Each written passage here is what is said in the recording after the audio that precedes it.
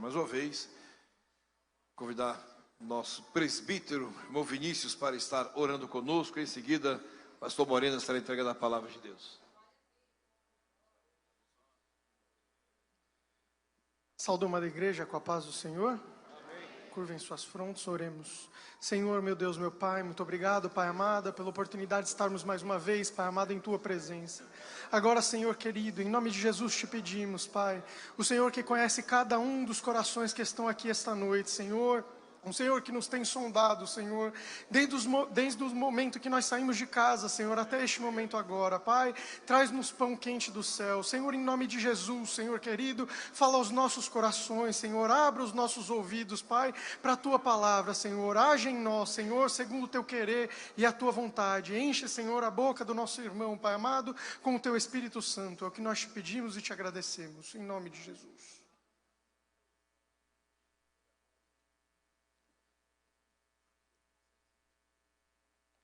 Meus irmãos, eu cumprimento a todos com a paz do Senhor. Amém. É uma grande alegria para mim, uma honra poder estar com os irmãos mais uma vez. E sempre que eu venho a São Paulo, eu preciso vir a Guarulhos, né? Porque aqui é um culto abençoado, um após o outro. É uma coisa maravilhosa. Sempre que eu estou no Pará, nas quartas-feiras, que a gente tem um tempinho mais, eu estou assistindo o culto pela internet, e tenho sido edificado grandemente.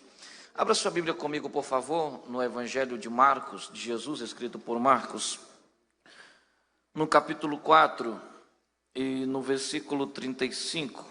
Capítulo 4 é uma mensagem um pouco conhecida dos irmãos, mas o Espírito Santo falou muito forte ao meu coração através desta palavra. Quero trazer aos irmãos um abraço de todos os paraenses e esperamos no mês de abril uma grande parte dos irmãos que vão estar conosco lá na convenção geral. E para nós vai ser uma alegria imensa, porque buscando na história da igreja do Pará, acho que a única convenção que teve lá foi a primeira em 1926, daí para lá nunca teve, e a gente está muito ansioso, esperando os obreiros que vão do Brasil inteiro. Amém? Capítulo 4, versículo 35, diz-nos assim a palavra do Senhor. E naquele dia, quando já era tarde, disse-lhes, passemos para o outro lado. E eles deixaram a multidão e levaram consigo.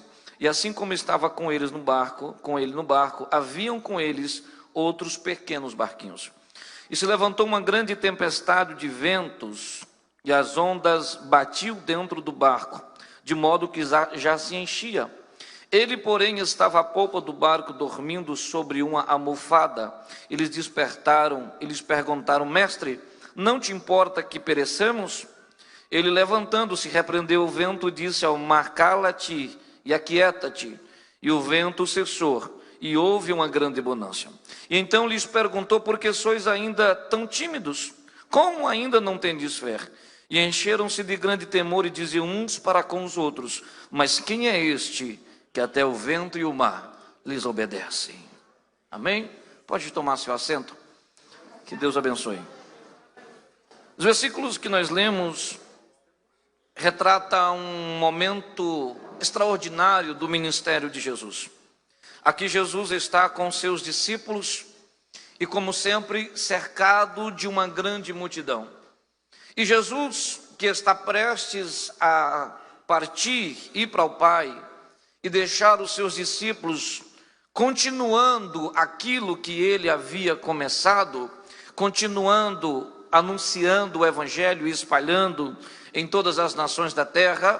Jesus, que está treinando e preparando os seus discípulos para continuarem a obra que ele começou, se encontra agora num momento preocupante, porque os seus discípulos, que enquanto Jesus estava no monte da transfiguração, que tentaram expulsar o demônio de um jovem e não conseguiram, eles chegam até Jesus preocupados, porque eles acompanham o ministério de Jesus já há um tempo, e eles veem Jesus abrindo os olhos dos cegos, eles veem Jesus curando os enfermos, levantando os paralíticos, limpando os leprosos, ressuscitando os mortos, multiplicando os pães, andando sobre as águas num dia anterior a esse. E eles chegaram para Jesus e falaram: Jesus, nós precisamos que o Senhor aumente a nossa fé. Nós queremos mais fé, nós queremos que o Senhor aumente a fé que temos, para que possamos continuar com a obra que o Senhor começou, para que possamos curar os enfermos, expulsar os demônios, ressuscitar os mortos, anunciar a tua palavra. Nós precisamos que o Senhor nos dê mais fé. E Jesus dá uma explicação extraordinária, falando de fé, falando do grão de mostarda, e agora ele fica preocupado com seus discípulos, e ele separa os discípulos da multidão, separa os discípulos da grande multidão que os cercava, coloca dentro do barco e diz para eles: vamos até ao outro lado, porque Jesus sabe que precisa dar aos seus discípulos uma experiência nova. Jesus sabe que precisa dar aos seus discípulos uma experiência com Deus. Jesus sabe que precisa dar aos seus discípulos um treinamento diferenciado. E há experiências que Deus dá a você, há experiências que Deus te leva a ter quando Ele te separa de todos, e é você e Deus. Há momentos na sua vida que Deus vai tirar a multidão, que Deus vai tirar os espectadores, que Deus vai tirar os amigos, que Deus vai te separar dos familiares. Há momentos que Deus ele vai te deixar sozinho dentro de um barco, porque há experiências que Ele precisa ter somente com você. Há momentos que Ele quer ter somente com você, porque as piores batalhas que você enfrenta, elas são internas. As piores lutas que você enfrenta, elas são dentro de você. Os maiores conflitos que você enfrenta são dentro de você. Se você for capaz de vencer as batalhas internas, se você for capaz de vencer os conflitos internos, as lutas que há dentro de você, não existe nada no mundo que te segure. Não existe barreira, não existe batalha, não existe guerra, não existe inimigo, não existe exército que possa deter você quando você vence os seus conflitos, quando você vence as suas lutas, quando você vence as suas batalhas dentro de você. Então há momentos que Ele vai te separar, sabe para quê? Para você lutar dentro de você mesmo, para você vencer os seus complexos, para você vencer as suas crises, para você vencer as suas dúvidas,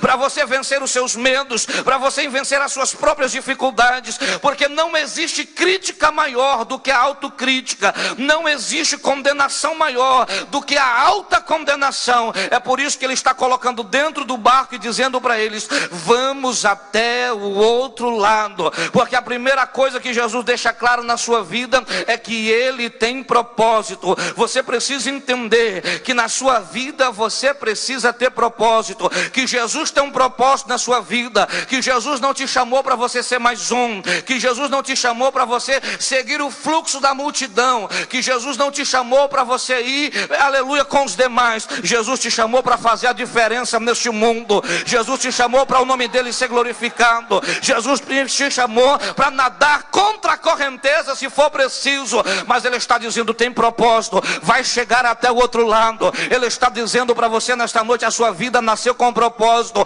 vai chegar até o outro lado. Vai ter tempestade nos caminhos? Vai ter luta no caminho?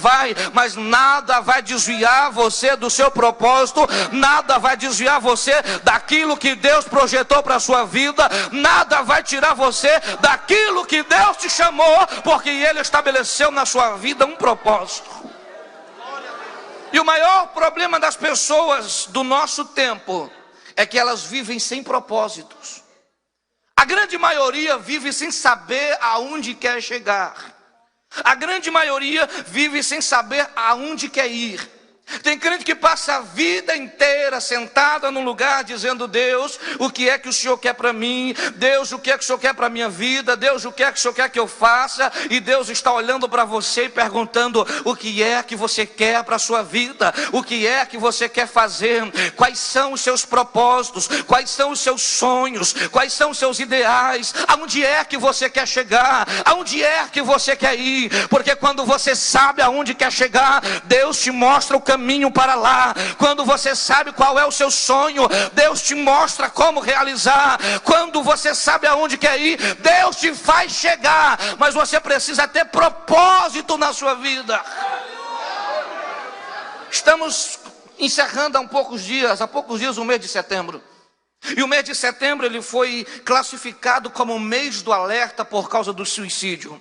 Porque as pessoas estão desistindo de viver, as pessoas estão desistindo de sonhar, as pessoas estão desistindo de acreditar. Muita gente porque já foi decepcionada, muita gente porque já foi enganado, muita gente porque já foi frustrado, outros porque são seguidos de uma multidão pessimista, outros que baseiam a sua vida. Escute o que eu vou lhe dizer agora: não baseie a sua vida pelo fracasso dos outros, não baseie a sua vida pelo erro dos outros, não baseie a sua vida porque não deu certo na vida de fulano, na vida de Beltrano, porque na sua vida Deus tem um propósito diferente. Contigo Deus tem um propósito diferente. No meio de quase 8 bilhões de seres humanos do planeta Terra, Deus te escolheu. Lá na sua casa Deus te escolheu, lá na sua família Deus te... Ah, pastor, mas as coisas é tão difícil para mim, parece que eu sou tão diferente dos demais, pastor, parece que eu penso tão diferente. É porque você é escolhido por Deus, você é chamado por Deus. O fracasso, aleluia,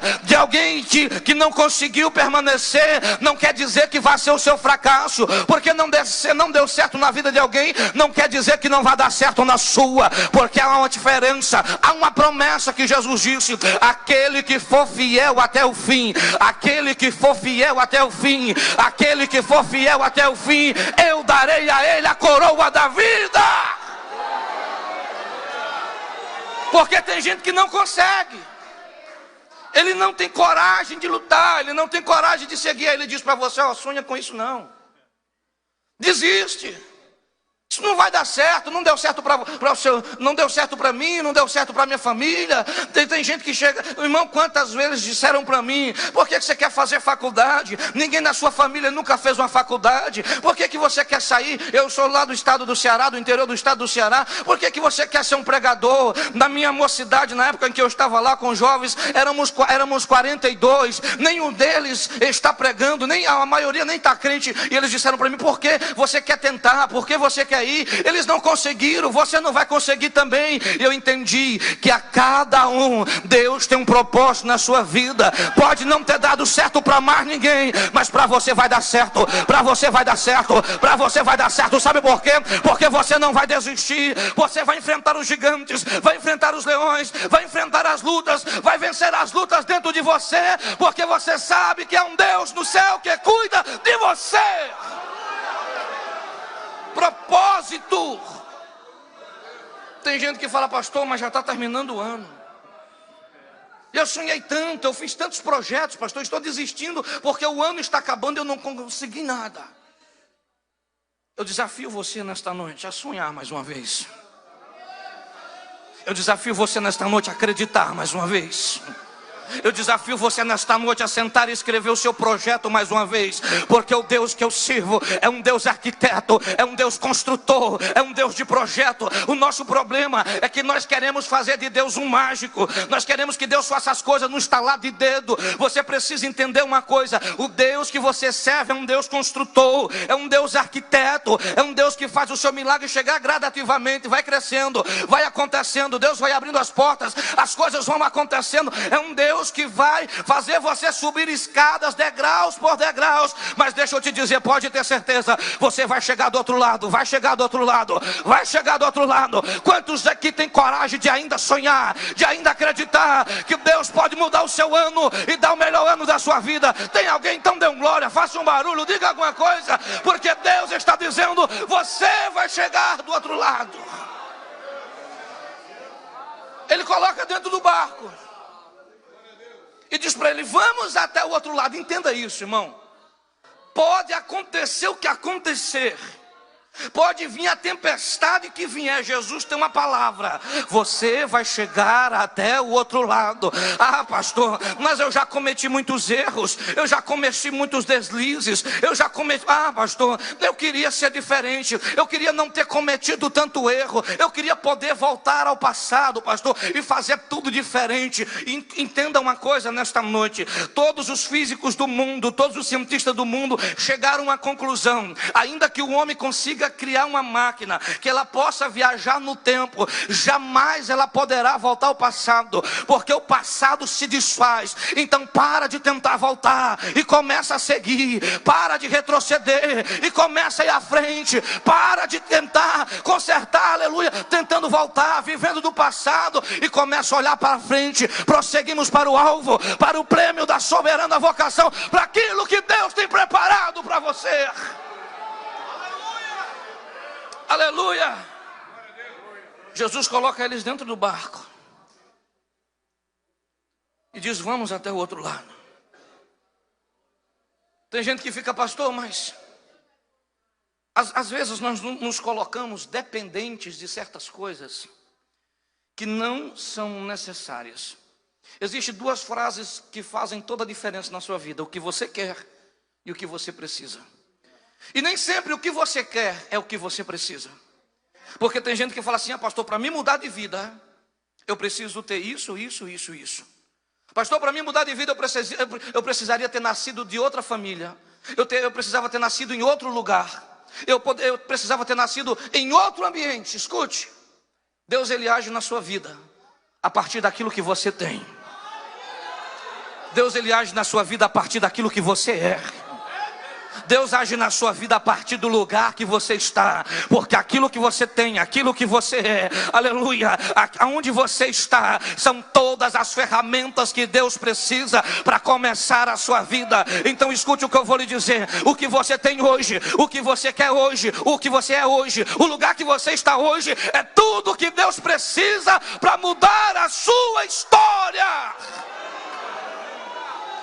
Ele disse: vamos até o outro lado. Escute, para nós chegarmos ao fim.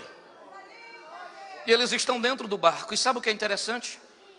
É que a Bíblia diz que havia com eles outros pequenos barquinhos seguindo eles. E esses barquinhos estavam seguindo o barco dos discípulos, porque Jesus estava no barco dos discípulos.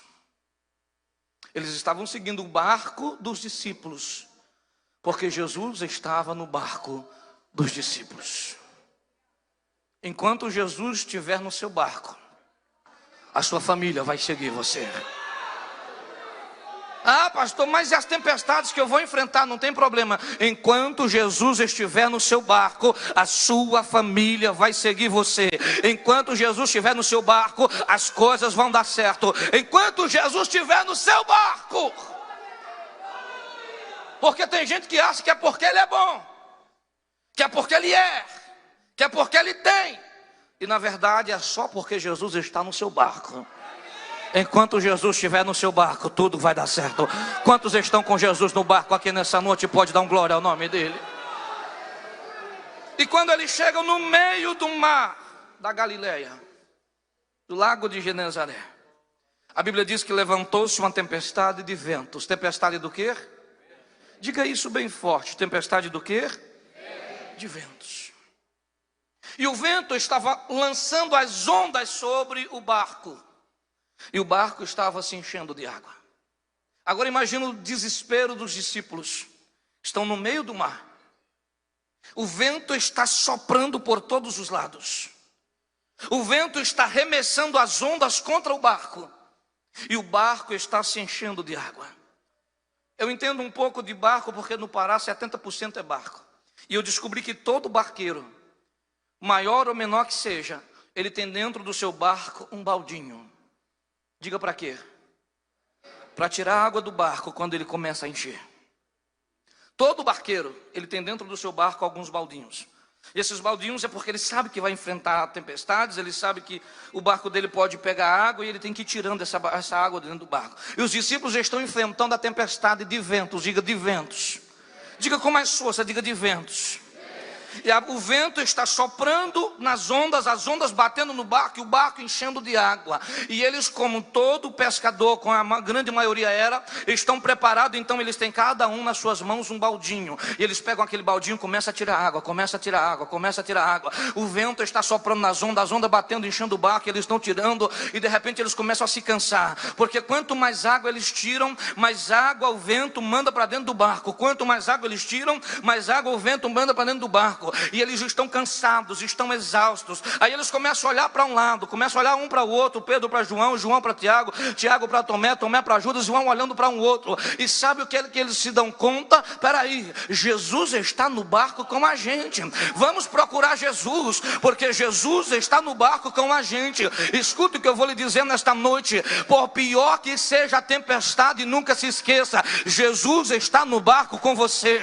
Ele pode estar em silêncio, você pode não estar vendo a sua grande manifestação, possa ser que ele não esteja ali do seu lado com um baldinho na mão, mas ele está no barco. E enquanto ele estiver no barco, o barco pode rodar, pode ir de um lado para o outro, pode até parecer que perdeu a direção, mas você vai chegar lá, você vai chegar lá, você vai chegar lá, porque Jesus está no barco. Jesus está no barco. Quantos que estão com Jesus no barco? Deixa-me ver. Dá glória ao nome dele aí nessa noite.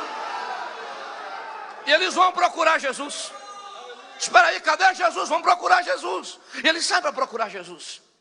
E quando eles encontram Jesus, eles ficam decepcionados, porque Jesus está dormindo. E eles chacoalham, irmão, eles chacoalham Jesus. Jesus está lá na proa do barco, na polpa do barco dormindo, e eles chacoalham Jesus. E eles dizem assim: Jesus, o barco está afundando. O senhor não está vendo? O senhor não se importa que o barco está afundando? Sabe por que eles estão tão indignados? Sabe por que eles estão tão revoltados? Porque Jesus está dormindo. Sabe por que eles estão tão transtornados ao ver Jesus dormindo? Sabe por que eles ficam tão decepcionados? Diga assim bem forte, diga: por quê? Porque eles não vão procurar Jesus para que Jesus acalme a tempestade. Eles não vão procurar Jesus para que Jesus repreenda os ventos. Eles não vão procurar Jesus para que Jesus acalme o mar, não. Eles nem sabiam que Jesus tinha poder para isso. Eles nem sabiam que Jesus tinha capacidade de resolver os ventos. Eles não sabiam que Jesus tinha autoridade. Eles não sabiam. Você vai ver lá no último versículo, quando Jesus acalma tudo, eles estão atônitos dizendo: quem é esse? De onde vem tanto poder? Como é que ele pode repreender os ventos e o mar? Como é que tudo obedece a ele?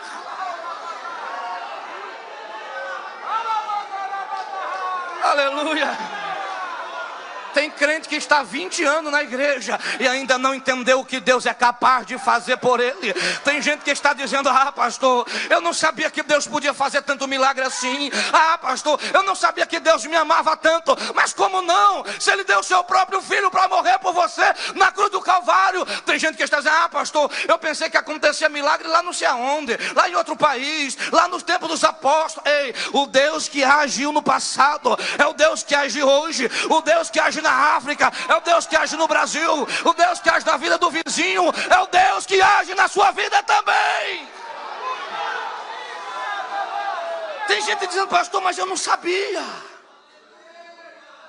Eles estão com um baldinho. Sabe para quê? Para que Jesus pegue o baldinho e vá tirar água do barco com eles. Às vezes nós queremos limitar Deus, irmão. Nós queremos fazer uma caixinha e colocar Deus dentro dela e dizer: Deus, faz aqui comigo. Não existe um povo mais supersticioso no mundo do que brasileiro.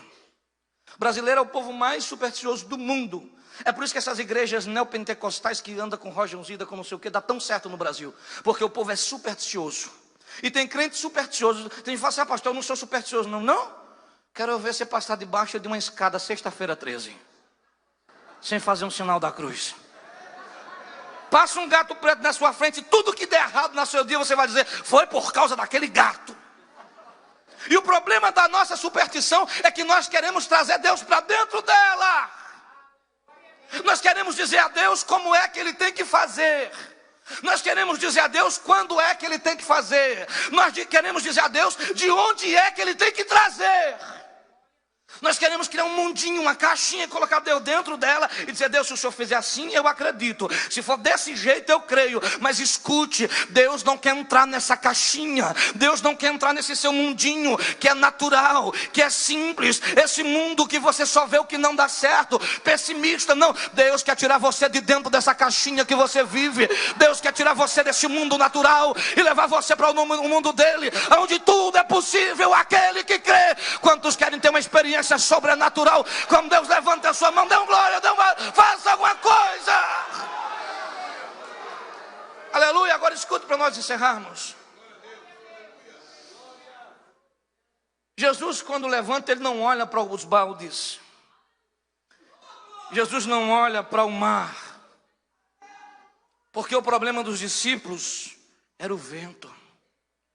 A Bíblia diz que era uma tempestade de... O problema deles não era a água que estava entrando no barco. O problema deles não eram as ondas. O problema deles era o vento. Eles estão brigando com o mar, enquanto o problema é o vento. Eles estão tentando tirar a água do barco, enquanto o problema é o vento. Jesus, quando levanta, Ele não olha para o mar, Ele não olha para a água, Ele vai direto no vento. Porque quando a tempestade se levantou, Jesus foi descansar. Diga assim: na tempestade. Diga: na tempestade, Jesus foi descansar. E quando Jesus está descansando, veja o 38 que diz que Ele estava dormindo sobre uma almofada. Irmão, a gente pega uma maresia lá no Pará, o barco balança tanto que a gente tem que clamar o sangue de Jesus. Eu imagino Jesus dormindo. Diga: dormindo. Ele está dormindo sobre uma almofada, porque Ele está ensinando uma lição para os discípulos, para eu e para você. Diga: qual? Na tempestade você precisa descansar. E Ele tem uma almofada espiritual para você aqui nesta noite. Quantos querem essa almofada espiritual para descansar? Deixa eu ver. Só quem quer essa almofada, só quem está passando por tempestade, levanta a mão, dá um glória, faz um barulho, porque Ele está dizendo: na tempestade eu tenho descanso, eu tenho descanso. Você vai descansar em plena tempestade. Escute, você precisa descansar, porque se você não descansar, a tempestade vai vencer você. Quando os discípulos pegam um baldinho para tirar água, é porque eles querem fazer as coisas do seu jeito. Eles querem agir precipitadamente. E Jesus está dizendo para eles: descansa. E aqui eu vou encerrar. Fique de pé para eu orar e entregar o microfone ao pastor. Escute. Quando a tempestade vier,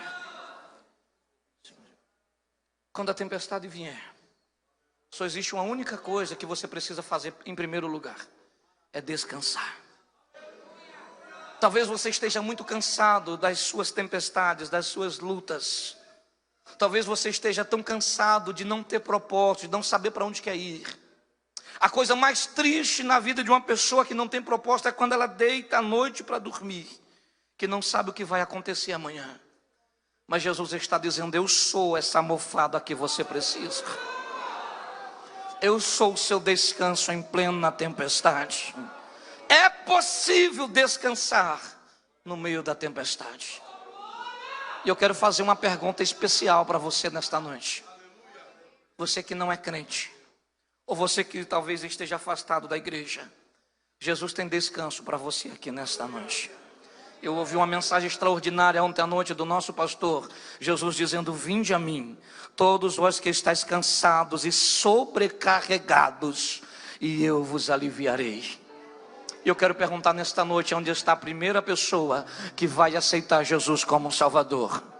A primeira pessoa que vai passar a ter propósito, a primeira pessoa que vai passar a ter objetivo na sua vida. Onde está nesta noite a primeira pessoa que vai aceitar Jesus como seu Salvador? A primeira pessoa que vai dizer: Jesus, no meio da tempestade eu preciso desse travesseiro para descansar. A primeira pessoa que vai dizer: Jesus, eu preciso do seu descanso, eu preciso do seu jugo suave, eu preciso do seu fardo que é leve. serve. Onde está a primeira pessoa, eu quero orar por você.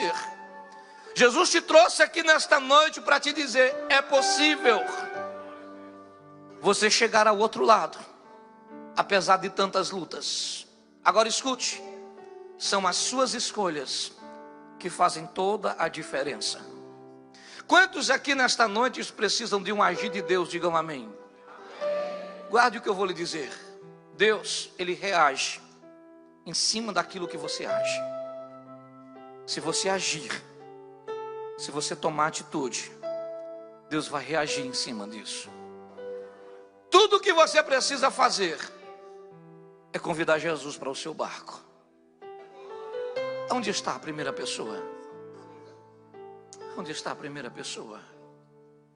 Ele está te dando uma oportunidade nesta noite. Eu falei para o pastor Jário, eu queria pregar outra mensagem, mas Jesus estava me dando essa mensagem aqui, por sua causa, para poder dizer para você que tem descanso para você nesta noite. Tem descanso no meio dessa tempestade, que tem um travesseiro para você. É só convidar Jesus para o seu barco. Tem alguém? Tem alguém? Eu vou orar e vou entregar o microfone ao pastor. Tem alguém? Pai, em nome de Jesus, eu quero te louvar, Senhor, nesta noite. Que esta palavra, Senhor, consiga permanecer nos corações e dar frutos. Que nós possamos entender, Jesus, que o Senhor tem um propósito em nossas vidas. Que nós possamos entender, Senhor, que o segredo do nosso ministério, das nossas vidas, Senhor, do nosso sucesso, é estar com o Senhor no nosso barco. Que nós possamos entender, Jesus, que por pior que pareça a situação, por pior que pareça a tempestade, o Senhor ainda está no controle. E o Senhor vai fazer milagre. Pai, abençoa toda a sua igreja, em nome de Jesus. Deixa eu só apresentar esse DVD, pastor. Pode sentar, irmão, em nome de Jesus. Obrigado. Aleluia. Essa é a igreja mais linda do Brasil.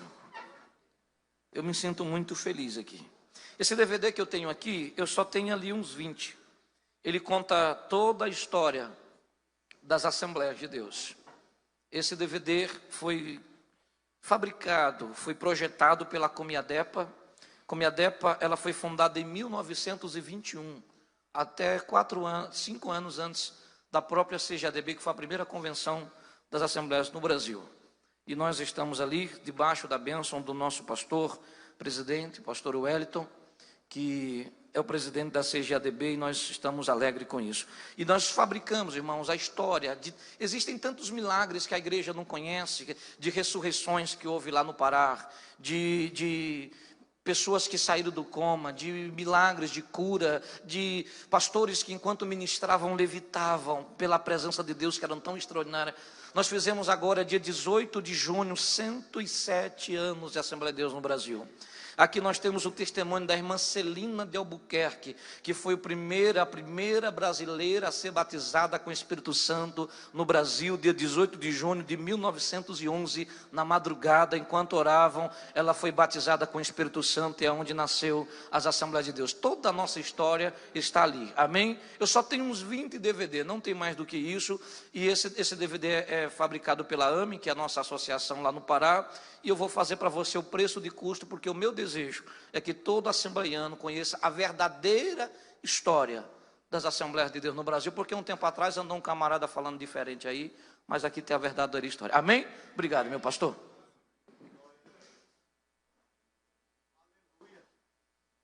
Glória a Deus. Meus amados, nós acabamos de ouvir uma mensagem reveladora. O Espírito Santo revelou o que está acontecendo com muitas vidas aqui.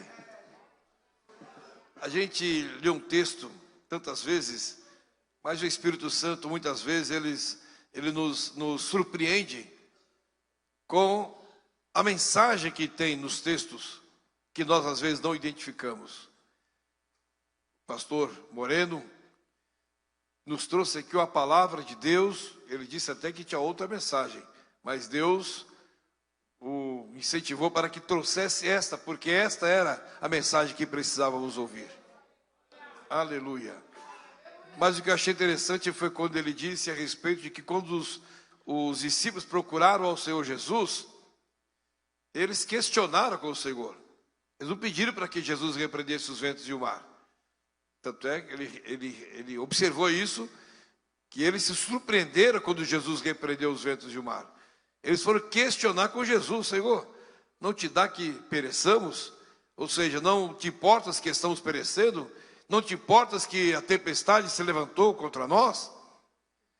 E então o Senhor Jesus tinha algo para mostrar para eles, que era o poder que ele exerce também sobre a natureza. Aleluia! Estou muito feliz de ter ouvido essa palavra, meus amados.